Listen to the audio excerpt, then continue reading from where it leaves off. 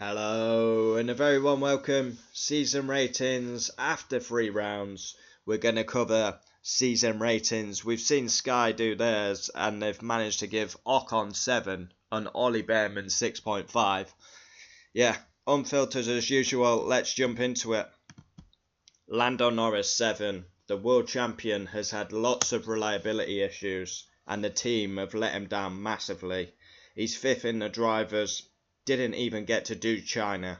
Bit of a disgrace by McLaren. Even at Japan, Lando full of reliability issues. Oscar Piastri 6. Up and down season for Oscar Piastri. Crashed on the way to the grid his home race. He missed his home race. He missed China. Again, shocking reliability by McLaren.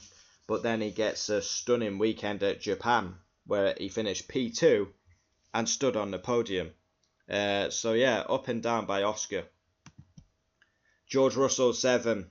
He's asked for a title car. He's got a title car and he's not delivering. There's no excuses. How he's losing to Kimi Antonelli, I'll never know. He wins at Australia, perfect start to the season. Finishes 2nd at China. Wins the sprint race. And then off the podium at Japan. He needs to do better. How's he getting beat by Kimi Antonelli? I mean, he's more experienced. He's the number one in the team. He's beat all his teammates. Yet he's now losing to Kimi Antonelli. Kimi Antonelli 9. Leading the title. 2 wins. I've got to say I'm shocked. I'm surprised. I thought with a top car he wouldn't be able to cope.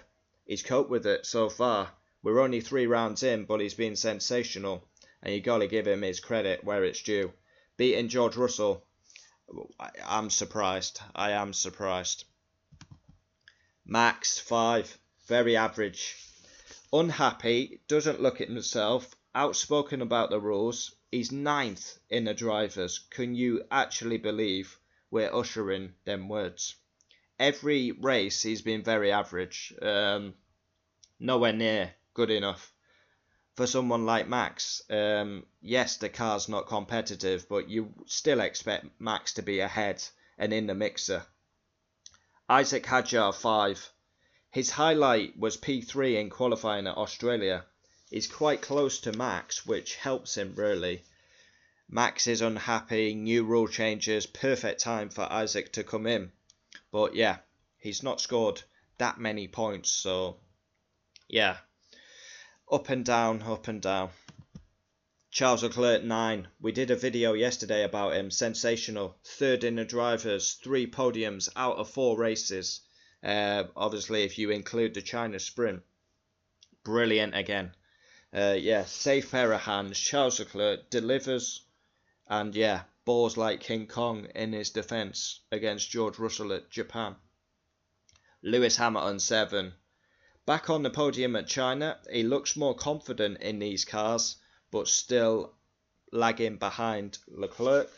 Yes, gotta say, it was a big season for Lewis. We said he had to stand on the podium, show us something in the first 5. Obviously, he did very well at China, struggled in Japan, so it's going to be interesting to see how he does at the next events. Was it China just a one-off, his favourite track? Carlos Sainz 6. Williams overweight, heavy. He scored points in China, but you got to feel sorry for Carlos Sainz. He's wasting his talent at Williams. Don't be surprised if Carlos moves teams. He loves to move teams. Drove for all the big names. The Renaults, the McLarens, the Ferraris, the Williams. Alex Albon 2. Mucky.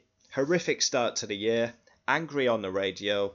Critical of the team, a best finish of 12th so far. Alex Albon has been absolutely arse, and yeah, that's the way it is. Heavy Williams, and Albon's been nowhere.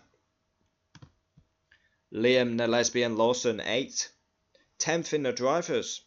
China was his highlight, sprint P7 and finished the race in P7.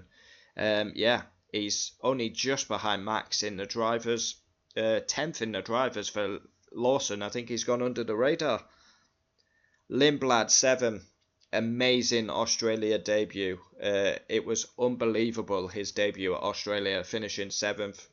He's got into Q2 twice. He's impressed.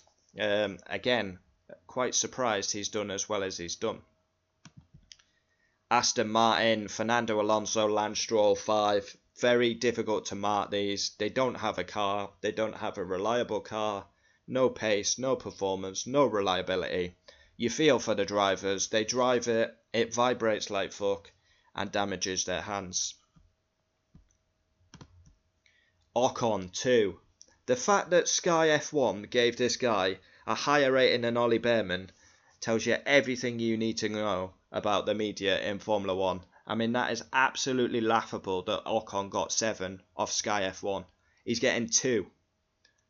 Yeah, he got the kick up the arse by Komatsu. Awful 3 races. Schooled by Ollie Behrman. 1 point in Japan. He's said he's had 3 races with really bad luck, but can you really take that? I mean, the fact that Sky gave him 7. What? Honestly. Yeah, Ollie Behrman 9. 7th in the drivers, beating Ocon 17 points to 1. Sky F1 gave him 6.5. I'm giving him 9. I don't know where they're getting 6.5, Ollie Behrman. I genuinely think they look at the last race, and because he had a mega crash at Japan, they just drop him. P7 Australia, P5 China. Obviously the big negative was the crash at Suzuka, but luckily he's got 5 weeks to recover. Nico Hulkenberg 4. Absolutely below par by the Hulk. He's not scored. He keeps getting 11th, 11th, 11th, and getting beat by Gabriel Bortoleto is unacceptable by the Hulk. Gabriel Bortoleto 6.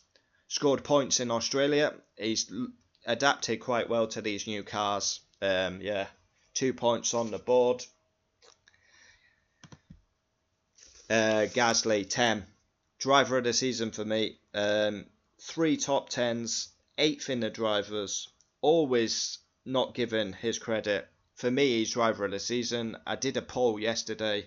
Who's driver of the season? For me, it's Gasly. Again at Japan, sensational. Driver of the weekend performance. Driver of the season performance. He's been sensational. Collie Dog 3. He's miles off his teammate. He really is miles off his teammate. I think Gasly scored 15. Colapinto scored 1. His qualifying is a massive weakness. And he's not making Q3. And I think he was lucky to keep his seat for this year. I wouldn't be surprised if Colapinto is ousted. But obviously we hear about an Argentinian Grand Prix coming. And I believe he's doing some demo run in Buenos Aires in a 5-week break. Cadillac, I'll go 6 for both. I mean, they've had a solid start. Yes, they've had some reliability issues, but they've finished races.